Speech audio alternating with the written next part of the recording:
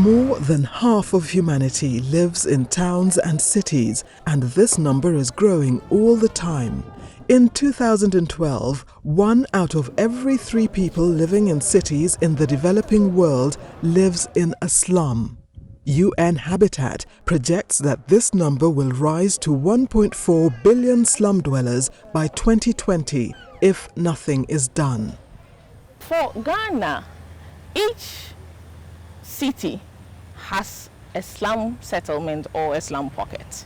We are at about 5.8 million slum population. So if 24% of our population lives in slums, it speaks to us that we need to do something quickly about slums in the country.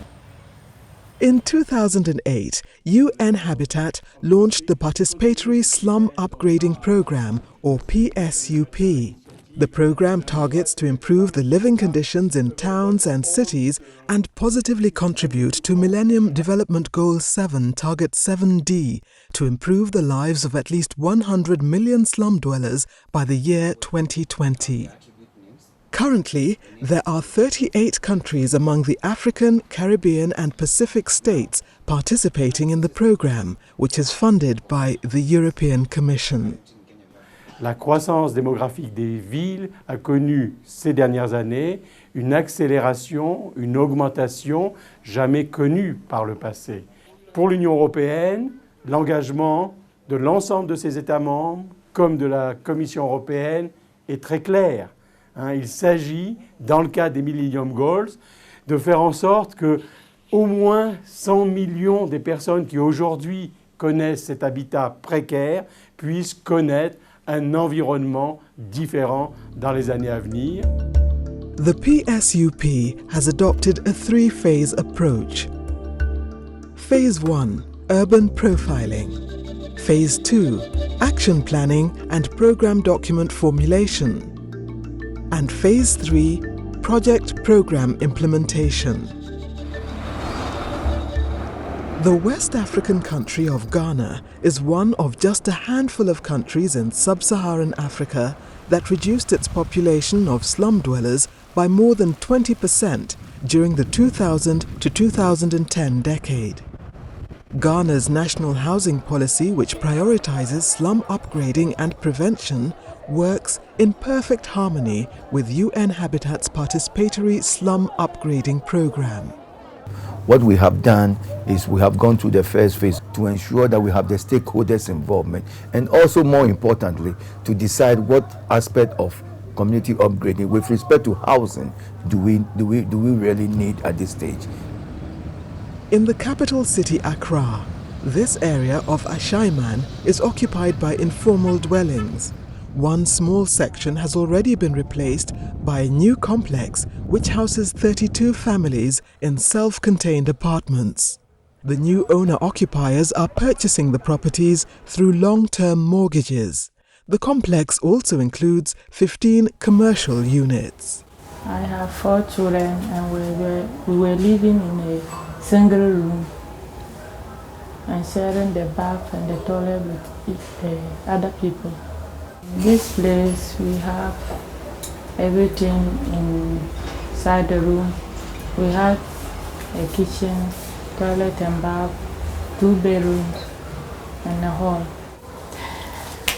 I feel very, very secure here. There were 9 families occupying the land. We were able to transport or move those families into a transit camp whilst we cleared the land for construction.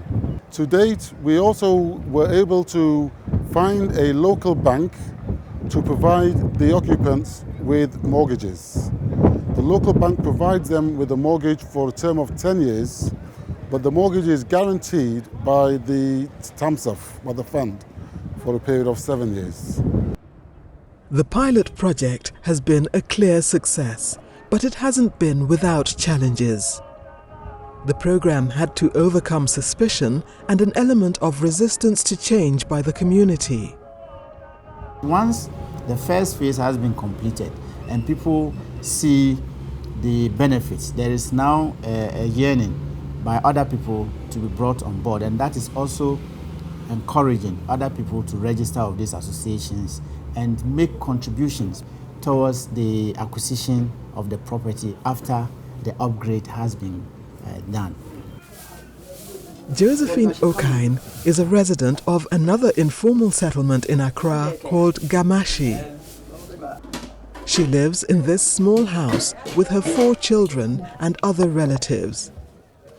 Although the PSUP is in its initial stages here, Josephine says she's looking forward to the slum upgrading project.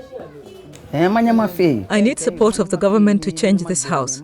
It is difficult enough to send my children to school without having to pay for a better house. I would be ready to participate by joining the community or joining a savings scheme. UN Habitat's Participatory Slum Upgrading Programme recognizes the importance of identifying tailor-made solutions to urban poverty, working in partnership with all the stakeholders and in particular with the target groups. As these pilot projects begin to roll out, the best examples will be replicated and scaled up to bring rapidly growing cities in African, Caribbean and Pacific countries closer to the ultimate goal of halving the number of slum dwellers by 2020. We can't just wait to see some of these proposals getting on the ground, building some new structures, organizing businesses for the community, laying new roads or paving, maintaining the roads, bringing sanitation and water into the community, and then improving the way of life for the people.